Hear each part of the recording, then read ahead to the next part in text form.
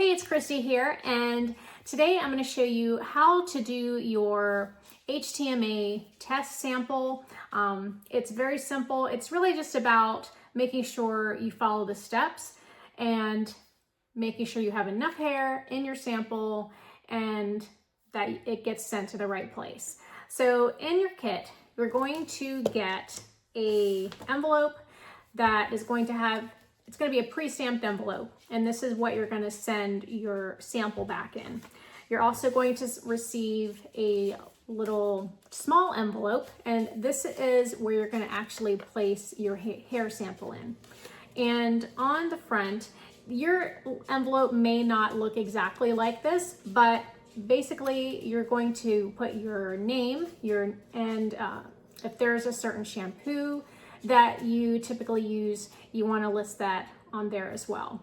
But pretty much that's all you'll need. It's mainly getting the hair sample in there. Also, you're going to get a little paperweight scale, and this is going to help you to actually make sure that you have enough hair. And the way this works, it's really neat. You fold these little sides right here, and you'll see how it goes. And when you place, and you'll see me doing this here in a minute, when you place the hair on this side here, when you place enough, it's going to tip over. And that's how you'll know that you have enough hair for the sample. It's very important that you get enough hair. I cannot stress that enough. Also, you're going to get this form, and you're going to want to fill out the section where it says patient, right? So you're going to fill out your name, and then also type of sample that this is, which it should be a scalp sample, unless there is a reason that you can't. And then you're also going to, if it applies, fill out any of your predominant symptoms.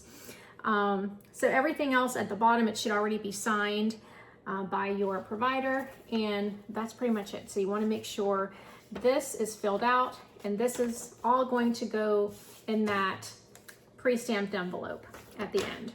All right, so now for the actual sample that we're going to do, right, you want to have a pair of scissors or shears, and it may be best to have someone help you to do this if you don't feel confident in getting, the sample, or you don't feel, like you're able to get around to the back.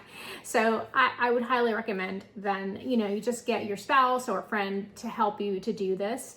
And also have a clip, something that's gonna hold your hair up. As you can see, I've already got mine up because you want to take the hair from pretty much the back, and I'm going to take it from a few different spots in the back. So yeah, that's what we're going to do here. But another thing you want to make sure is that you prepare well. My hair is very dry right now because you want to wash it with a clarifying shampoo, and you don't want to use any conditioners, any gels, anything like that. And when you rinse the shampoo out, you want to use distilled water. All right, so this is going to help you have the hair prepared as well as possible without any contamination, right? We want as clean of a sample as possible. And so this is the way to do that. So yeah, I will be very happy to wash my hair again and be able to put conditioner in it because I have very curly hair. But that's just part of the process. It's the only maybe inconvenience about this. You also want to make sure you're not doing any kind of heavy work and sweating, doing things that are going to get maybe a lot of sodium in your hair. So do this when you have a day where you're just going to be at home, or a morning. That's the ideal. Wash your hair, rinse it with distilled water, and you want to let it air dry. Okay, do not blow dry or use anything else on your hair. Okay, just let it air dry. It might take 3 or 4 hours, and then make sure you're not exercising right after that. Make sure that everything is dry and clean. So that's where we are. Okay, Now comes the actual fun part of cutting the hair. So that's what I'm going to do here. So I'm just gonna go ahead and start doing this, and you can watch me as I do that. And then I also have, and it may be helpful for you as well, to have a ruler, because you want the hair to be about 1 inch long for each piece that you're getting. All right, so I'm gonna go ahead and do this right now, start cutting. Now I'm just going to, it's not like I'm gonna get these huge chunks, I'm just gonna get small pieces of hair. So it's not like I'm going to be, making myself go bald or anything over this. It's not going to be very noticeable. So, and you want to cut the hair as close to the scalp as possible. So that's what I'm going to do here. I'm gonna take a little piece I found here that should be good. I'm gonna cut this here. All right, here we go. All right. Okay, so I've got this piece. As you can see, I've got very, very curly hair here. All right, so this is the part that is closest to the root. So that is what I want. I want about 1 inch of that. The rest is just gonna get tossed. So I'm gonna measure this to be about 1 inch long, no more than 1.5 inches, okay? You don't want it more than 1.5 inches. So I'm going to do that, measure it, make sure I've got about 1.5 inches here. That should be good. And then the rest is just going to go bye-bye. And so let's see where we are. Now, I still got a little bit of hair to go, right? So that's why you want to do it in 4 or 5 different spots. So I've done that spot here. Now I'm gonna put some more hair up into my clip so I can get down a little bit lower. Because you don't want to take all the hair, most likely, in the same spot. So I'm gonna find another little spot right here where I can do it as close as I can get to the scalp, right? There we go. Snip, snip. That is a long piece of hair for me. But again, you just want the hair that is closest to the root, because they want new growth, right?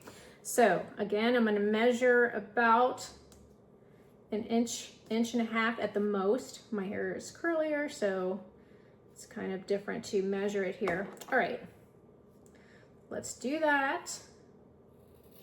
Snip, snip. You're gonna throw the rest away, all right?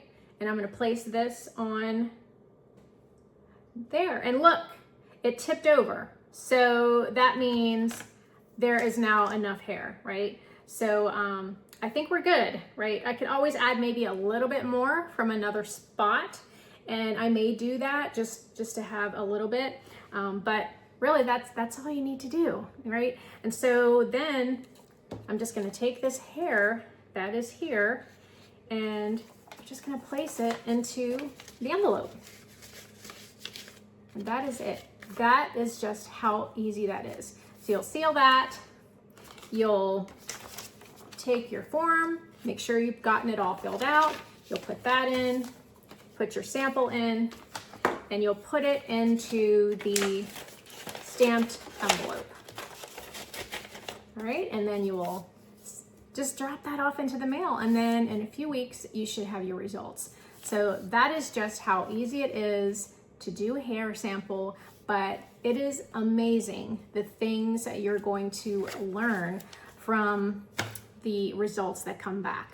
All right, so I hope this visual was helpful for you to see just how this sample process works.